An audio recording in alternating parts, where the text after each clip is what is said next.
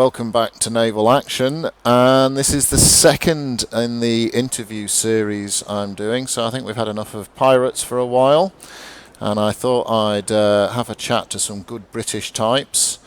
I say that, but the clan I'm speaking to today are Ausez, with a Z, obviously, and with me today I've got McCandless, who is the leader of Ausez. G'day, McCandless. Hey, how's it going? And he's got Fasty with him, who is one of the sort of leadership group in the clan. How you doing, Fasty? Not bad, buddy. So thanks for giving us the opportunity to find out about your clan. Let's just start off though with a bit of who you are. Do you want to give me a bit of a self-bio, McCandless, of what sort of games you got into and what led you to Naval Action? Yeah, sure. Well, I guess when I started gaming, I was really into, the real-time strategies, things like StarCraft, Age of Empires, that kind of stuff. And then I played a lot of EVE when I was in high school, and then I've always had an interest in the sailing ships of this era, and when this came into closed alpha a year or two ago, I think it was now, I jumped straight on it and been playing it ever since then. Sweet. What about you, Fasty? What's your backstory, mate? Well, I was an IT guy at the age of 16, sort of grew up with the computer age, so I started playing all the way back at like Doom and Wolfenstein and even back on Commodore 64s and stuff like that. So I played most types of games. When MMOs came on the scene, EverQuest was the first one that sort of took off big, and I was in some of the head guilds of that early in the piece, and then Warcraft and Rift and Star Wars, The Old Republic, and stuff like that. So been through all that side of things. Yeah, mate, I can't believe I've not bumped into you before. I think you, apart from mentioning the Amiga, you've done my old fart history of computer gaming. To be honest, we probably have bumped into each other. I've always gone by Fasty or Fastidious, so you will see me somewhere around, I'm sure. And the Ausez Eve thing, actually, when a bunch of our guys were playing World of Tanks, we set up the Ausez Eve clan, and I was one of the leaders of that clan, and that sort of led into the Ausez Eve gaming thing as we moved between different games. Alrighty. So tell me a bit about the clan Aussies then. When did you start? Have you always been on this server? That sort of good stuff. Well, I guess Aussie's clan started in World of Tanks, actually, and has sort of branched out into all those sorts of games, World of Warships, War Thunder, anything else we sort of feel like playing at the time. We also are pretty heavily into EVE. In terms of Naval Action, I guess me and a few of the other guys were playing it just before it went into open beta, and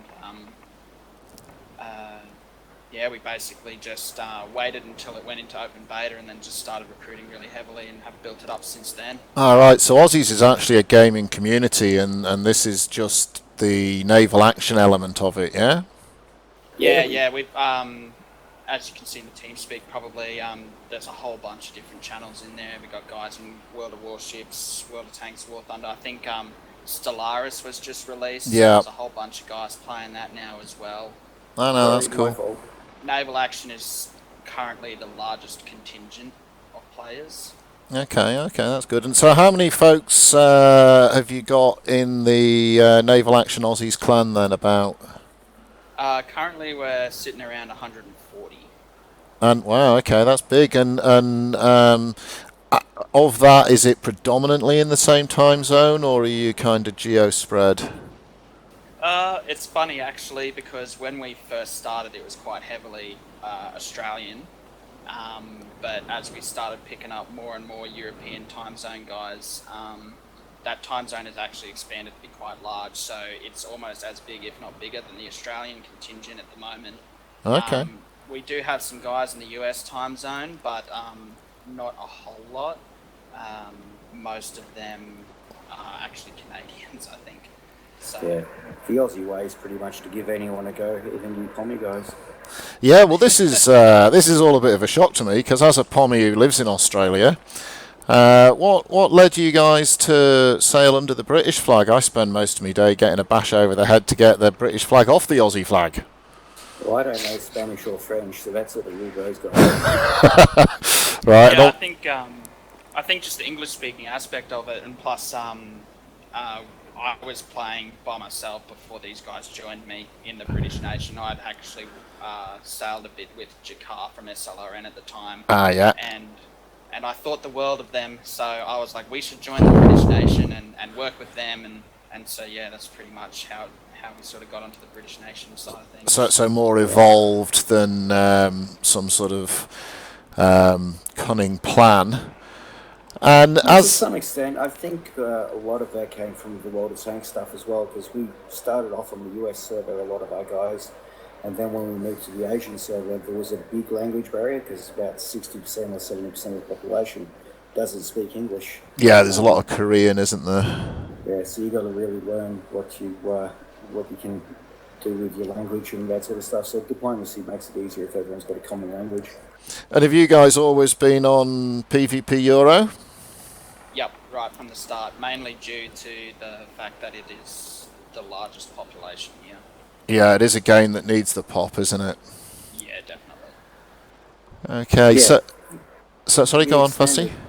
Yeah, the expanded map, like you can see with a lot of board battles to OT and stuff like that, you have the issue of not quite enough density. But having said that, it's enough to test with, which is a very good thing, because all the problems are thought out, and you don't have a whole bunch of people going, oh well, we're giving up and that sort of stuff. Population really is reasonably stable.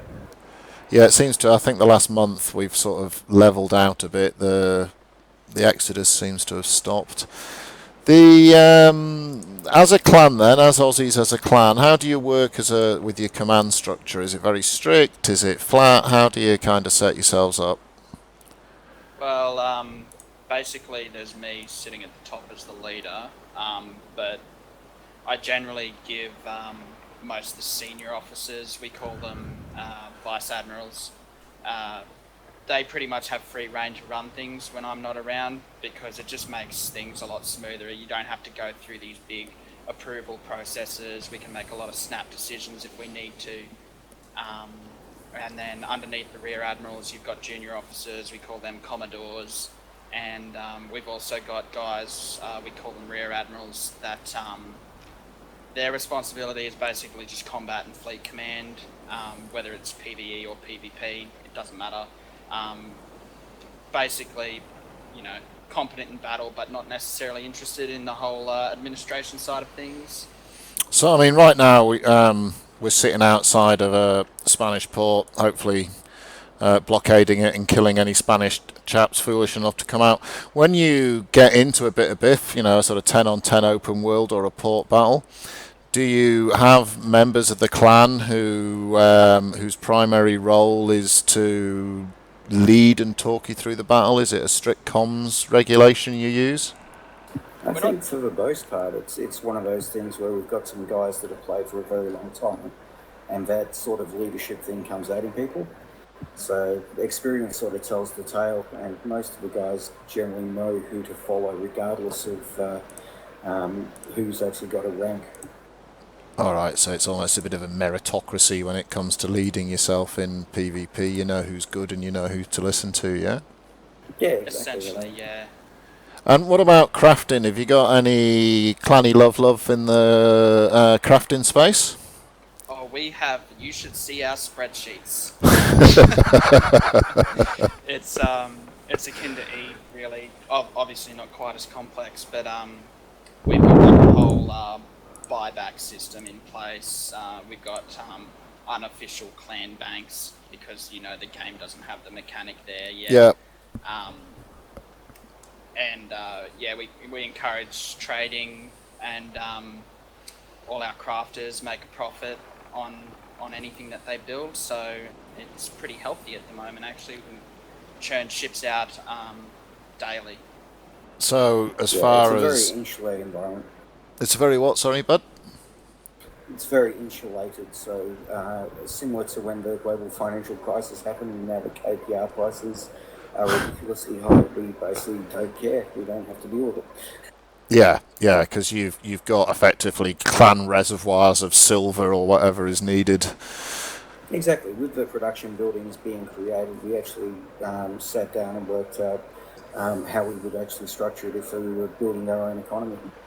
So we basically buy stuff at certain rates, we sell stuff at certain rates, and at the end of the day, it means that we sell for Santies to our clan members for underneath 2 mil. All right, well that's good. And when you bring in new players, do you have any sort of any rules for bringing in new players? Do you have a way of getting them started, so on and so forth? Well, up until recently, we've been pretty loose on the recruitment in terms of what requirements you have to have. Other than that, you need to be on TeamSpeak so we can communicate. But we're starting to implement some rank restrictions and character age restrictions, unless we can verify that the person is legit, because we just need a bit more security, I guess, in terms of because there's the whole alt problem. Yeah, alt spies and the likes. Yeah, and in terms of getting new members settled, we basically we use Google Docs, and we basically just written up like a simple fleet charter saying this is how we operate. These are all the useful links you need to information on how we do things, and we just get them to read through that, and they usually get themselves situated pretty quickly without too many questions or issues. That's good. Do you prune inactives? Yes, every week we get rid of anywhere between 20 days to a month. Okay, that's fair enough. And what's that? 6 Spanish ships, 1440 BR. What's going on over there? Someone's picked off a fleet, I think.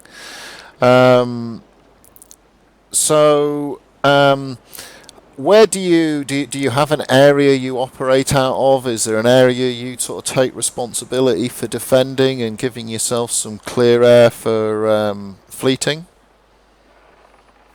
Yeah, we're sort of split between 2 areas at the moment. So we've got our HQ down in the south, near Banaka.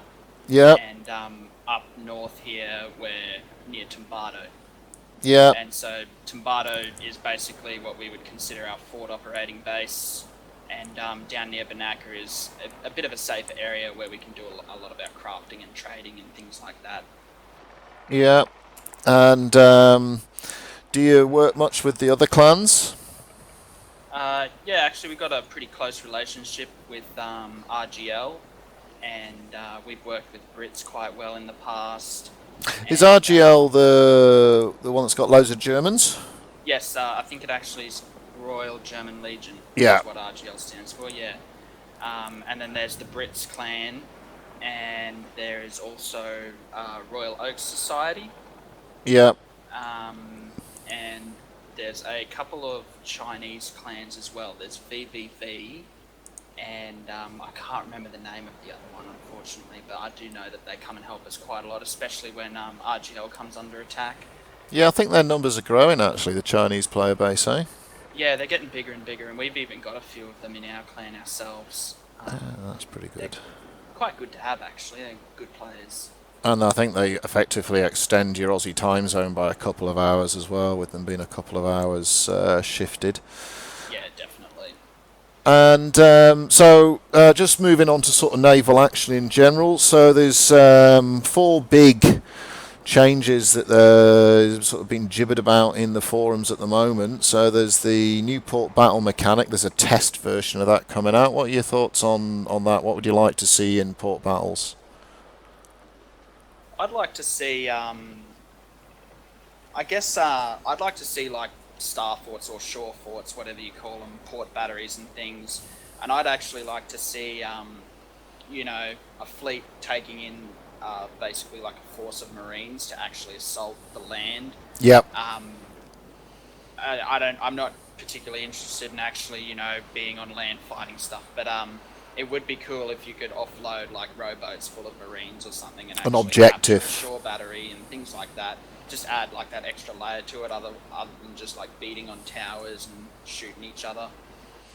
And what do you think about port timers and buying flags and how do you manage the fact that it does take you an hour and a half to get pretty much anywhere unless you happen to have a TP up? Yeah, well, we've actually, I don't know if you've seen on the forums, being Aussies, copped a lot of flack for our timers. Yeah. Because they don't gel well with the rest of the European continent. But, I mean, we've got to set timers where we're most active. So, unfortunately, that's just how it is. I could do away with the port timer system, though, to be honest, if there was something along the lines of declaring a war and announcing targets, and then you get like a certain amount of time to then organise your forces to react to that battle, basically. That way, then they can choose when they want to attack you, and you've got time then to organise a defence, even if it's not in your time zone, so to speak. Yeah. So, I mean, to some extent, in a global game, I think that the notion of you've got to give everybody content. So as much as I can understand the frustration that if someone sets something at an Aussie timer, it takes it out of their play zone. But you had to win it in their time zone to do that. That's correct. So as one of our diplomats once said, it's not our job to make your war easier.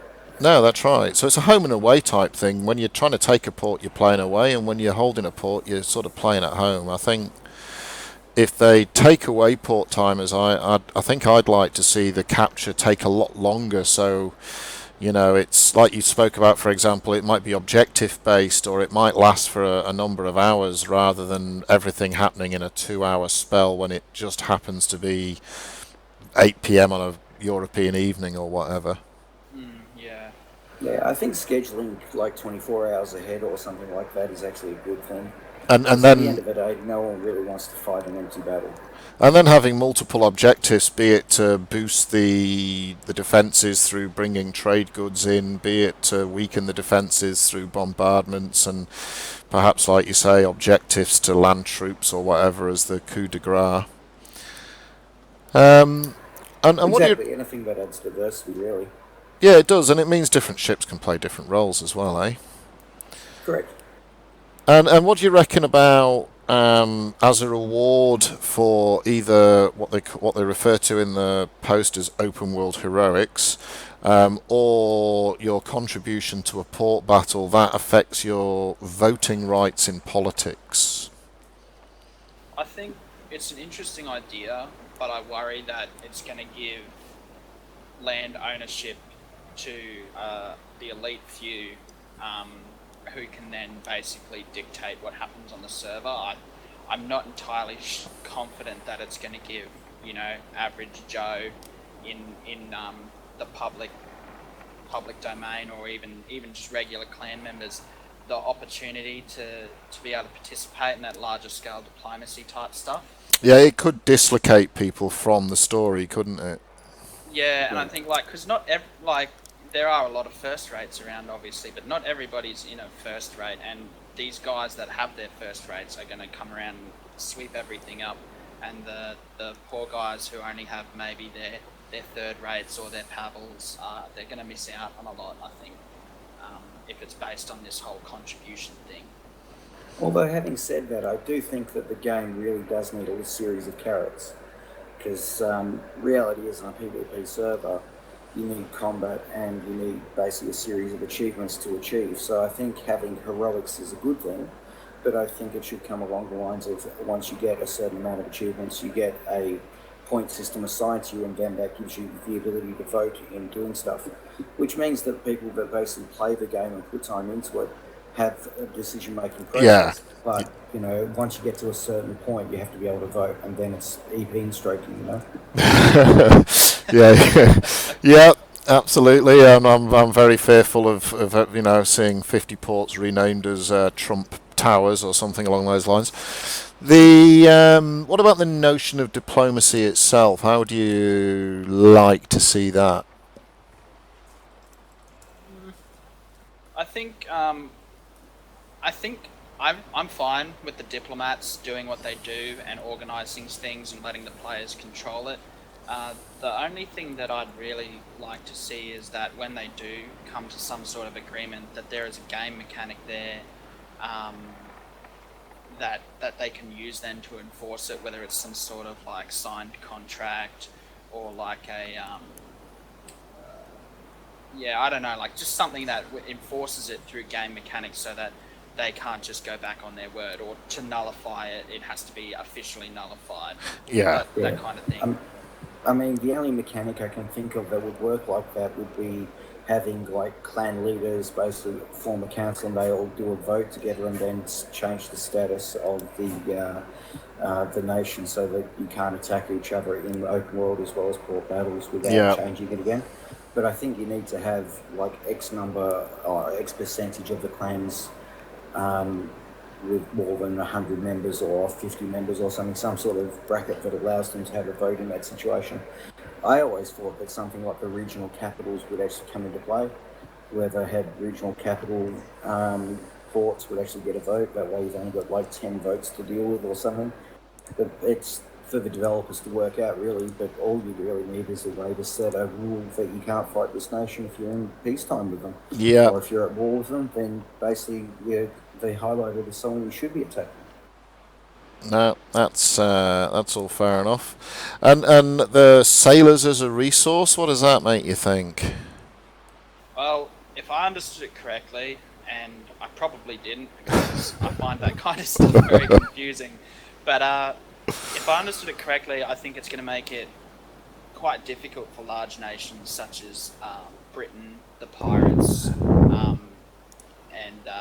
and the Danes and that to actually field large numbers of large ships, because everyone's going to be scrambling for crew, and a lot of people they'll just miss out, so they'll end up maybe only having enough crew for like a third rate, for example, Connie, and it'll actually I think it has the opportunity to significantly impact how port battles are going to be fought. Yeah, I like the idea of it in the fact that, some people are undercrewed and that sort of stuff. But at the end of the day, it encourages people to take ports so you've got more to farm from. But having said that, unless your population is dense enough, you can't defend those ports, and you've got a whole heap of issues. And to be quite honest, before they start faffing around with that stuff, surely they can work out how to fix the pirates and how to fix all the exploits and stuff like that. I just think as a priority, that and idle games are the most redundant of the lot in current sort of suggestions.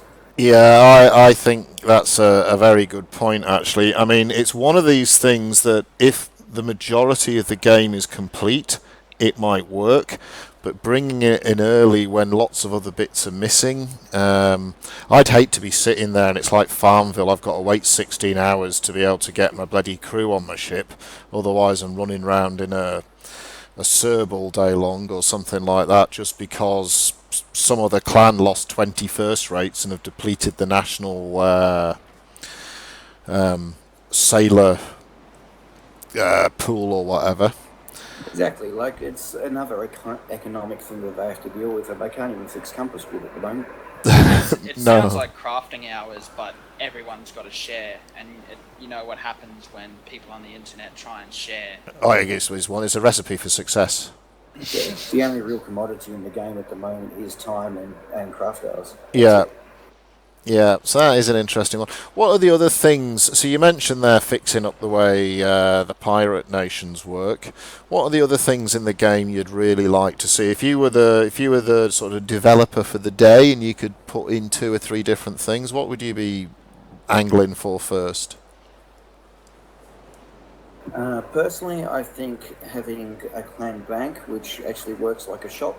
Yeah. So you can set up your home base, and then people can basically sell items into it, and you just have a pool of money that the clan really develops, and potentially with the ability to actually use your crafting hours there for the clan at a set rate. A same sort of economy type thing. I think that's ridiculously important because people want to be out there fighting, not faffing around in ports trying to trade. Yeah. The only other thing that I really would like is some sort of dynamic population adjustment. So whether ports become unavailable to be captured, or people basically have a density over in one area until the population increases. So I don't know, maybe start off with only the islands on the east side until you get 1,000 population, and then the map sort of expands open. So you actually have ports developing as the server population develops. Right, to concentrate the game. Yeah, exactly. I mean, you can sail around for an hour and a half and see 2 covers. Yeah. At some places, it just depends on where you want to be. And that big giant ocean up in the northeast corner and the big giant gaps between KPR and stuff, surely there should be some mechanics to just fast track that time a little bit more than open world. Yeah, there is quite a lot of dead time, isn't there? Yeah. And anything else, McCandless? You got anything that if you had the developer stick for an hour? Well, this is probably something that they would have to add a long way down the track, but I'd love to see, if the server population is high enough, different theatres of war that are on maybe like a different server shard or something, so you could leave the Caribbean and maybe go and visit the European theatre of war. So that's like another dimension there to what Fasty was talking about. So that's kind of based on player pop, manage the landscape accordingly, so there's a decent spread.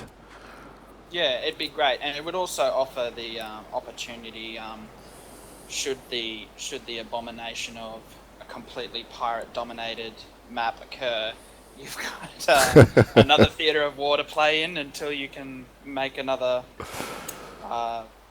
footprint in the Caribbean again or something. Yeah. I don't know, and it opens up potential for other nations to get involved as well. Like you'd have in the European. I don't know how active the Russian Navy was around there. Yeah. Yeah, I don't know. I just think it'd be really interesting to see. Just broaden it out. What do you reckon? What's your thoughts on the looming shadow that is the Great Wipe? I'm looking forward to it. I'm looking forward to, I guess, a semi-fresh start. I think it'll be interesting. Yeah, I think that there's some significant mistakes made, which is basically, the XP nerf at the same time as creating fleets, orders, and that sort of stuff. So everyone's going to be a rear admiral at that point, and money is ridiculous at the moment. So I'm looking forward to a wipe because I want to see how the economy works without all the junk involved. But I do think that they're probably still a month away from getting the economy anywhere near right. Yeah. It's they've got like 3 pieces of a jigsaw working at the moment. It's still not overly clear. The only people that are really affected in a big way are the crafters, and because they lose their blueprints. And to be honest, they should be like spells. If you can make the ship, just make the ship, and then give them some sort of a drop that allows them to make a super gold version that they can sell as a prize or something like that, a prototype, for instance. But just give them the ability to make the stuff that they should be able to make. Yeah, I think so. I think at the moment, I mean, the crafting's quite interesting at the moment. It's not totally vanilla. They've added in the sort of nuances of the specialty of the ship and being able to add notes and stuff. But I think that there's a lot more they could do in the crafting. Something someone else mentioned, I think it might have been one of the sorry guys, was the idea that after you've captured a ship, if you had the requisite crafting capabilities, being able to modify it might be an interesting thing. Yeah, without a doubt, on the pirate side, without a doubt, if they lose the ability to build first and seconds, they should be able to build customised, specialised for boarding or specialised for sail damage or something like that. Have some sort of variation for them. Yeah. But I do think that, as someone that spends a lot of time in the crafting world because of being a banter for our guys, the UI just needs, 10 minutes of love, really. It does. And I think to make that just a little bit less painful would be fabulous. Just sliders that worked up to thousands instead of to 10. So you're not clicking the rinse repeat for 25 minutes, just making ingots.